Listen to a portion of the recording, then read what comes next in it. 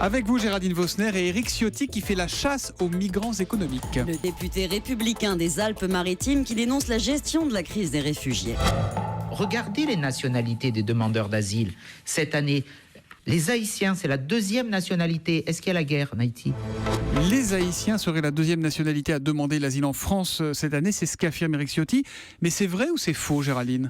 C'est faux, Thomas. Nous nous sommes plongés avec Maxime Laurent dans les dernières données d'Eurostat. Au 31 juillet, 2800 Haïtiens avaient déposé une demande d'asile en France. C'est la 4e nationalité représentée après les Afghans, les Soudanais et ceux qui ont fui l'Albanie. Les Syriens, en revanche, n'arrivent qu'en 5e position, alors qu'ils représentent toujours plus d'un tiers des réfugiés qui franchissent les frontières de l'Europe. Donc Éric Ciotti se trompe en proportion, mais c'est vrai qu'en 2015, les réfugiés venaient d'abord de pays en guerre. Le Soudan, 2,5 millions de déplacés au Darfour, la Syrie. C'est moins le cas cette année avec l'arrivée d'Afghans, donc d'Haïtiens et d'Albanais. Mais est-ce qu'on peut affirmer que ce sont des réfugiés économiques, ceux-là ? C'est compliqué. Je vous rappelle que l'ouragan Matthew vient de ravager le sud d'Haïti.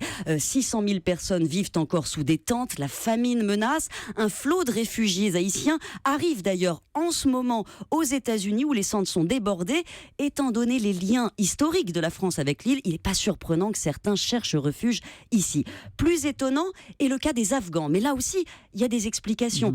Sous la dictature des talibans, 1,5 million ont fui au Pakistan voisin qui les enjoint de quitter le pays d'ici 2017. Qui les met dehors. Voilà, qui les met dehors. Or, beaucoup n'ont nulle part où aller, pas de toit, pas de terre en Afghanistan. Certains cherchent à rejoindre l'Angleterre et ils se sont enregistrés récemment en France. La situation de chacun est évidemment complexe, il faut l'examiner. Et vous savez qu'on parle de tout petit nombre, hein. Contrairement à ce qu'on voit en Allemagne qui accueille les Syriens, la provenance des demandeurs d'asile en France est très fragmentée et c'est paradoxal. Cette crise syrienne est dans toutes les têtes, mais elle n'a chez nous qu'un impact limité. Voilà donc info pour Éric Ciotti qui s'est signalé par un tweet hier également. Il n'y a pas d'accueil de migrants de Calais à Nice et dans les Alpes-Maritimes.